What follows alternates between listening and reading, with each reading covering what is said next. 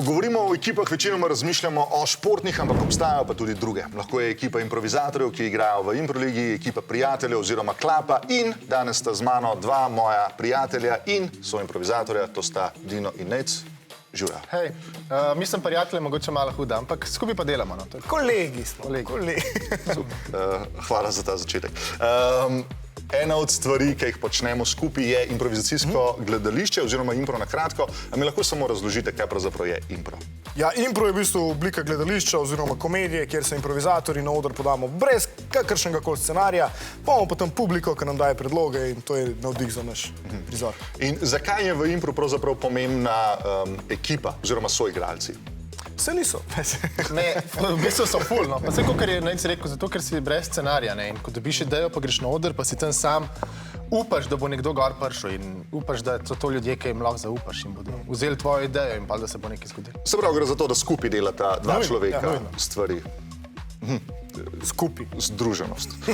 Zdaj videl ste igrala tudi že v različnih impro ekipah z različnimi improvizatorji. Kaj po vašem mnenju so te glavne lastnosti enega improvizatorja oziroma človeka, ki ga želite imeti v svoji ekipi? Ja, vse lastnosti, ki jih ima Štirok Bohinc, to so popolne lastnosti improvizatorja. Ja, težko se morajo obleči v L majico.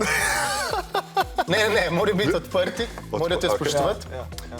Odprtost pa spoštovanje. Ja, meni se zdi, da če te nekdo spoštuje, bo prizor rato dober, ker spoštuje tvoje ideje pa te stvari. Meni se zdi, da je tudi ves izven odra tudi zelo pomembno. Ja, jaz tudi tako mislim. Ok, zdaj, kaj rečeš odprtost, kaj je mišljeno z odprtost? Reč stop. In tok mora biti odprt. Tok odprt. Dobro. Ne, mora biti tako, recimo, ko ti nekaj daš neko idejo, recimo za prizor, ne bo on tako v glavi že, to je meni bedno, ne. Pa se po nič ne bo zgodilo, ampak mora biti, ok, jaz verjamem, da bo to šlo nekam in pa ponavadi gre, kdaj pa tudi ne gre. Ampak ponavadi prilagodljivost, da ne greš z eno idejo na oder in potem s to pičiš do konca, ampak da pač se prilagodiš. Tako, kot recimo v odnosu med prijatelji ali pa kaj takega, veliko enega spoštovanja, ki ga mogoče kdaj ne vidimo. Improvizacijska predstava je drugače, je v osnovi gledališki dogodek, ampak je pa zelo veliko enih športnih elementov noter. Imamo zelo je tekmovalno, imamo sodnike, ocene, pokal, improliga je liga, ligaško tekmovanje. Zakaj je toliko športa v impru? Ja, Slovenci že kot narod smo zelo športni, no. A ti rad zgubljaš? Ne. Zmaguješ? Ja. Vidiš? Dobro, to je... Kva te pa dobu zdaj? Čisto me je, res dobro. Ne, okej, kako pa na kakšen način pa pol tekmuješ v temu, kdo naredi boljši prizor? Ja, ocenjuje publika in pa ponekod tudi sodniki. Okej. Pa tisti, ki dobi več točk, je bil boljši. Zmaga? Ja. Okej, v redu. Sta kdaj zmagala kje?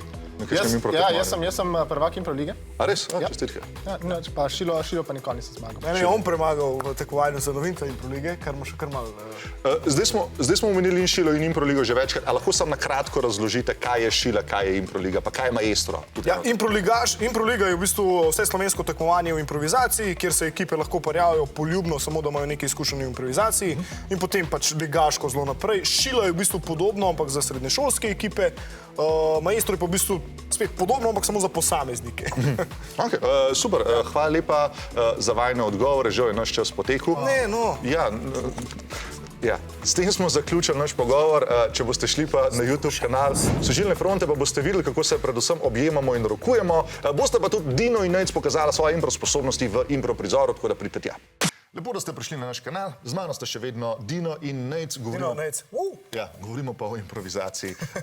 A lahko mogoče samo za naše gledalce poveste še, ki se lahko prijavijo oziroma vključijo v impro dogajanje? Ja, se pravi, če gre za Šilo, se pravi šolsko improligo, potem je to v bistvu v okviru obveznih izbirnih vsebin na srednjih šolah, tako da... Ne na vseh, ampak na večini. Na kar nekaj. Tako da lahko preverijo na svoji. Tako. Kaj pa, če so recimo starejši, če niso več v srednji šoli? Ja, v prestolnici imajo Iglujevci šolo vsako leto, tudi po stopnjah, tako da lahko pol napreduješ. Iglu.si, ne vem točno, kakšno je. Iglu.si.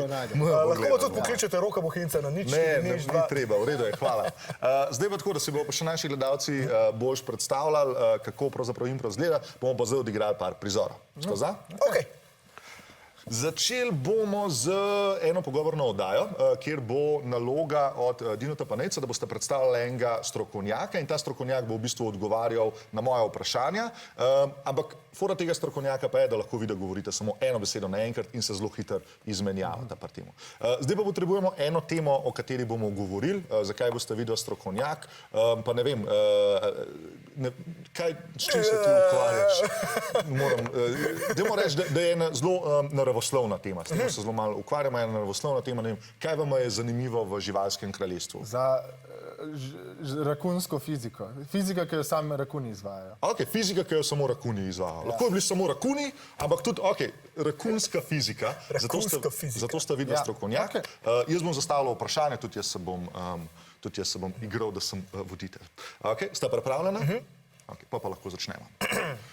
Dame in gospodje, lepo pozdravljeni v oddaji Kaj dogaja z živalmi. Z mano je strokovnjak, gospod, se nam boste kar predstavili? Ja, Jaz sem Gregor. Antonijevič. Gregor Antonijevič, pardon. Vi ste doktor ali samo ljubiteljsko gledate živali? No, Težko bi tako, rekel, da nisem, doktor. ampak Sem dosti krat viden v krogih. doktorjev. Aha, nimate pa zares formalne izobrazbe, v redu, samo opazujete. Vi nam boste povedali nekaj o fiziki, ki jo izvajajo rakuni. Zakaj se rakuni ukvarjajo s fiziko? Rakun Je težko zamenljiv v živalskem. svetu. Razumem, ampak zakaj se ukvarjajo s fiziko? Zelo specifična žival je. Ste Kdaj? videli Rakuna v v učilnici. Ne, v učilnici ne. naravni Pojav rakunov je fiziološki pojav. imenovan Računovski potencial. Kaj pa je računovski potencial? Računovski potencial. je Računska, enačba ki rakunom pokaže punte. Punte. funte. Funte. Čakajte, a ni, to je fizika, to je rakunska fizika. Zdaj pa rabijo valuto? Fizikalni Svet valut rakunom predstavlja odrešitev pred njihovimi problemi. Aha, ok. No, to je bilo zelo zanimivo. Hvala lepa, da ste bili z nami. Kako ste že rekli, da vam je ime? Aleksandar Antonijevič. Mislim, da je bilo Gregor Antonijevič. Ampak dobro, super, najlepša hvala, gospod, da ste bili v oddaji. Lepo se imejte, nasvidenje.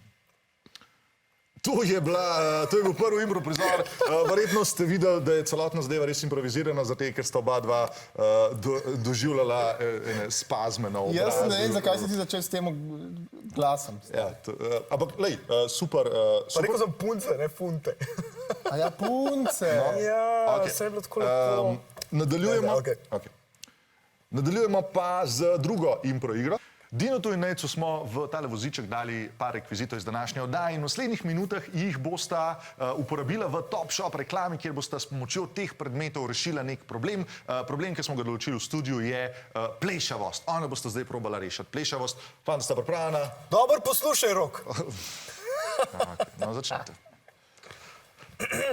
Ali imate vi problem, da vam zmanjkuje las na glavi? Ja, iskreno imam, Dino, imam problem ta. Moja punca me doma zmeraj gleda in pravi, hej, kam grejo lasje? Prva stvar, ki moraš dati svoji punci, je tale ogrlica. Ne? Zato, ker ona, ko bo dobila tole ogrlico, bo rekla, wow, dal si mi ogrlico, mogoče sploh tvoja glava ni toliko brezvezna. Ampak kaj pa ravno to ogrlico dela drugačno od drugih ogrlic? Ta ogrlica je sestavljena iz srebra in plastike, tako da ona ve, da je pocen in da boš lahko še vedno tankal avtomobil. Ampak kaj pa, če to ne deluje? Dino, imaš še kakšen predlog za plešavost? Ena stvar možna je, da se oblečeš v ta kostum. In ona bo definitivno bolj te gledala tukaj spodaj, kakor pa tukaj zgori. Ne. To definitivno bi rešil problem z mojo punco, zato ker je potem ne bi več imel. Tretja stvar je, lej, tvoje telo je zdaj telo v bistvu ene ženske v srednjih letih. Ok, hvala za kompliment. Imel boš plešo, ampak imel boš pa tudi komadne mišice, ko boš dvigoval to utež, ne. Vidim, da rabaš ful trenirati, zato ker Dej. Ok, spusti. Ok, tebe nič od tega mislim, da ne bo rešil. Ne bo, moja pleša je pa vedno večja. Dino, pomagaj, Ok, prosim. veš kaj rabiš? Definitivno rabiš to premikajočo se šahovnico, ok? Okej. To je v bistvu šahovnica za šah, ki traja do konca tvojega lajfa, ok? Okej. In tvojo punco povabiš na to partijo šaha, ki ima ful več teh kvadratkov in vidva igrate to do konca. In Meni se pa zdi, da bi to res rešili, ker moja punca mi dosti krat reče, da sem kmet. no to bo mogoče vam pomagal, Šmitu definitivno ne bo. Pokličite nas na 080 pleša. Ok, to bo to super, fanta. Odlično. Igra se imenuje Sinhrovoščilnica in sicer kar se bo zgodilo je, da bomo gledali Nejca, kako nekomu vošči za rojstni dan, ampak Nejc ne bo dejansko govoril, on bo samo zelo prepričljivo odpiral usta. Besede pa bo govoril Dino namesto njega. In na začetku bo govoril zelo počas, če bo šlo Nejcu preveč dobro, pa mu bo Dino začel nagajati. In zdaj predlog, ki ga bomo dali Nejcu je, Nejc bo voščil svojemu prijatelju, ki je pred kratkim šel narazen s punco. To je tvoja čestitka in ti... Voščilo. To je voščilo. Ti si zelo vesel, da je šel narazen s to punco. Ok, vidite, sta pripravljena in dajmo kar začeti. Hej, Miha, veš, kaj sem jaz slišal, stari, da te je punca pustila. Zdaj, bed zate, ampak čestitam sep. Ok, jaz čestitam sep, malo tudi tep, sam več ali manj pa sep. Zato, ker mi je bila tvoja punca vedno všeč. Ok, vem, da si jezen zdaj. Vem, da si jezen. Ampak poglej me v oči. Kje so moje oči? Poglej me v oči. Jaz sem tebi stal ob strani skozi, ko si rabil. Sam ne zdaj. Zdaj bom stal ob strani tvoji baby. Sorry, stari. Včasih sva bila frenda, zdaj sva pa še vedno lahko frenda. Če nav awkward, ko bom s tvojo punco pri tebi doma, ko bomo igrali board game pa te scene. Upam, da je good. Petek, pri meni? Good? Čestitam, stari. Ok, the best, tole je bilo odlično. A je bilo? Ja, ful dobro si se znajdel, tudi ti Nejc, kakor da bi že kdaj kaj tacga rekel nekomu. Meni je. Ja, tebi je, ne, žalostno zdaj. Ok, super, najlepša hvala. Ne, v bistvu Hvala te, Prok. Hvala vama. Nehaj, no.